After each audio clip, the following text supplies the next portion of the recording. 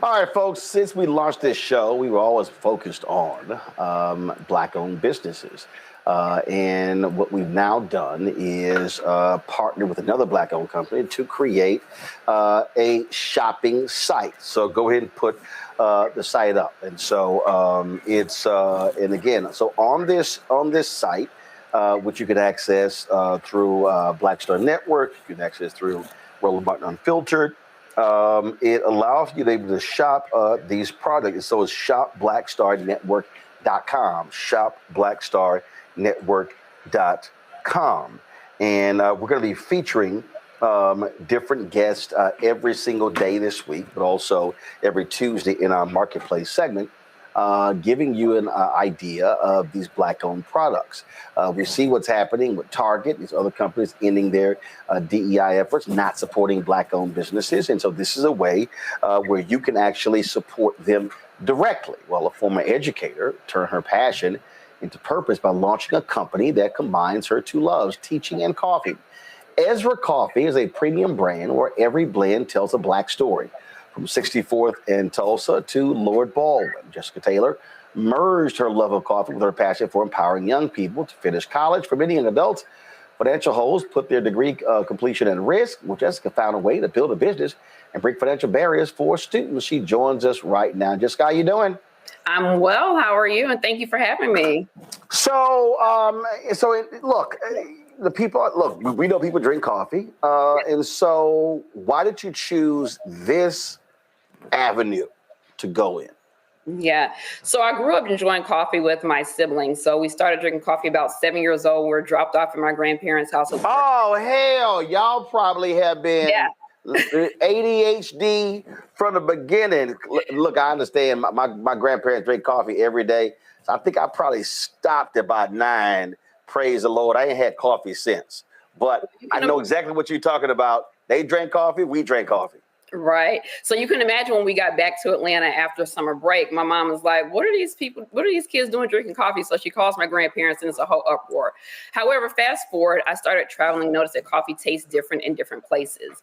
And so during my sister, she suffers from lactose intolerance, which is what 64% of the community suffers from, with the largest group being Black and brown people. So she can't have any milk in her coffee.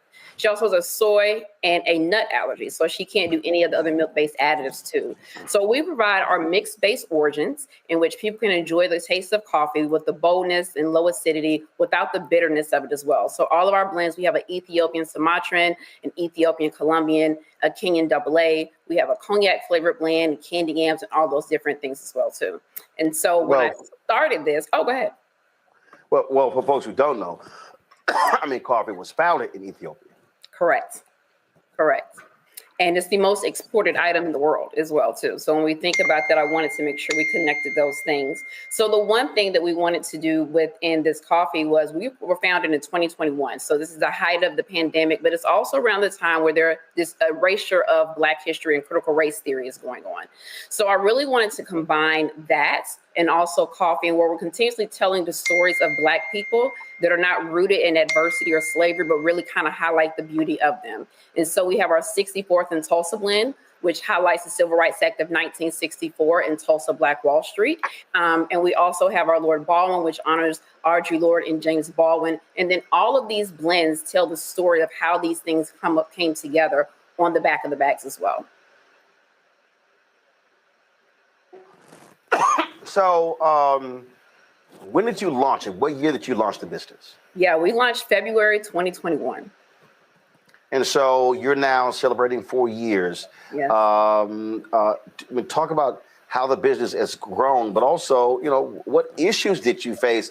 Because starting a business is not easy at all. It's not easy. And we, like I said, we came during the height of the pandemic. So we launched February 7th, 2021.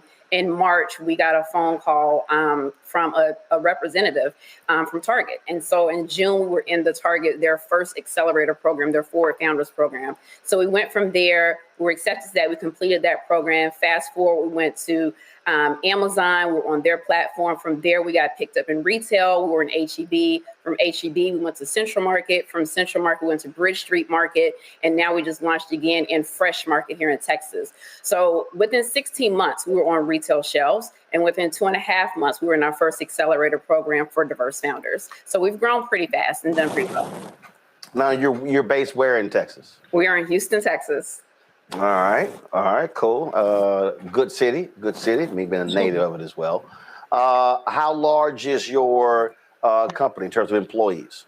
Yeah, so we're just at 5. So we are small, but we are scrappy, and we're continuously growing as well. So, and one thing about us is we really utilize, I used to be a higher ed administrator. I used to work at The Ohio State University and Purdue University. So I understand the importance of internships. And so we provide internships to students within our program, within our company as well. And we also do senior capstone projects with students too. So we've done those with Southern Methodist University and also Baylor University as well. So giving students the opportunity to work with us hands-on, gain academic credit, and really see if this is something that they want to do working in the CPG space long-term.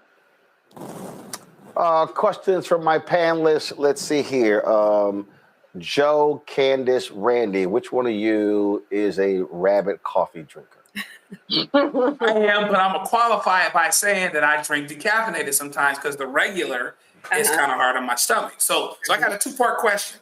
Okay. First of all, could your coffee be for me? You know, because I love the kids at Starbucks, but the coffee don't taste that good. Okay, that's thing one. And then here's my second question. Talk a little bit, looking at your website, you talk about your blends, but you also talk about your impact. And I really want you to share that because people need to understand that you're a company that is really looking and very serious about making your impact in the community, even as you sell coffee. Absolutely. So the first question, yes, you can drink our blends. I would say get a medium blend, and you can brew those at home. You can use them in a K-Cup. If you have a K-Cup machine, you can use them on your Mr. Coffee. You can brew them anywhere. I actually have a bag here. So you can brew them on any of your platforms, however you take your coffee, even in pour over. And if you want whole beans, we have that as well. You can grind those down for your espresso machines. And like I mentioned before, the stories, all of these blends are told on the back of the bags as well, too. So you mentioned our impact. So Ezra means he who helps in Hebrew. When I was thinking about a name, I wanted something significant, something biblical, but something that really spoke to the people. And I landed on Ezra. And so what we do is we use a portion of our proceeds to provide scholarships to students who have holes on their account that are preventing them from graduating. And so our scholarship opens every year on Juneteenth. And so we'll be opening again this year. And what we do is we pay off those holes on those students' accounts so they can return to school without leaving with student loan debt, graduating with a degree. And so I came with that because I used to be a lead reviewer for Bill and Melinda Gates. I used to do UNCF when I was with Toyota. Push Excel with Jesse Jackson. If it's a scholarship, 9 times out of 10, I've touched it. And there was a lot of scholarships that students were able to get to campus. They had tuition while they were in campus. Some even had books. But when you're working with first generation low income students, there are also ancillary fees that may come to their accounts or holes that are placed on their account that scholarships typically do not cover and the families are not able to cover. And so when you're looking at retention and attrition, you're seeing students leaving campus, not because they're homesick, not because they don't have good grades, but there's a hold on their account that's preventing them from graduating. And so what we do is pay off those holes so those students can actually leave and finish their degree. And so one of our students in 2022, she attended Howard University. Her parents lost their job during COVID. She was going into her senior year. She only owed $793. So if we did not cover that fee for her, she would have had to leave school, sit out for a year so that she can come back and take school the next semester. So we look to make a difference and allow our customers to be a part of that as well as we send out who they were able to support, what students are able to do. And so we've supported students at Howard University, Spelman College, Southern Alabama State, Miami University, Ohio, East Texas Baptist University as well, to name a few. Amazing. Thank you for that. Of course. Randy? First of all, congratulations. I just love that your brand has just put so much of you throughout it and what matters to you.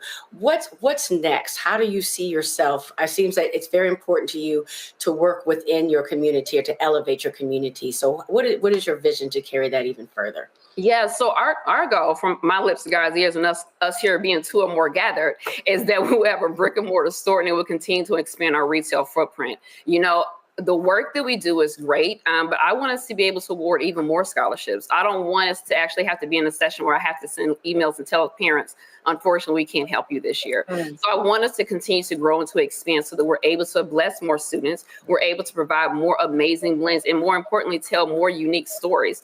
Our LeGrand Duck 1928 blend, which is our cognac blend that we have here at too, it tells the story of Eugene Bullard, who was the first African-American fighter pilot in World War I.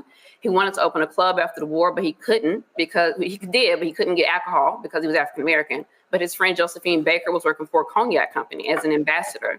Fast forward, we have Irv Douglas, who's also working for the same cognac company. He's selling this cognac company, cognac as a distributor, and that cognac is what you know now as Hennessy. And so what we want to do is continue to weave these stories in about us that are kind of unsung and people don't always know about, but always be able to uplift our history in spaces where they're trying to erase it. Candace. Amazing packaging, amazing stories. I'm wondering, what can you share with people about your marketing and how you maybe had to change advertising, especially during COVID, and then now in 2025? What has worked for you? Yeah, so we started in COVID. So we started in the era of social media. And so that's worked for us. And in retail, I will tell everyone, boots on the ground. So we do demos at different grocery stores all across Texas and other states, Michigan as well, that we're into to continue to drum sales. Ads are another thing that we typically do as well, too. Press and events like this are things that we do as well, too, to continue to keep our marketing in the front of people so that they're actually looking at this and looking at our coffee as something that they want to be a part of as well.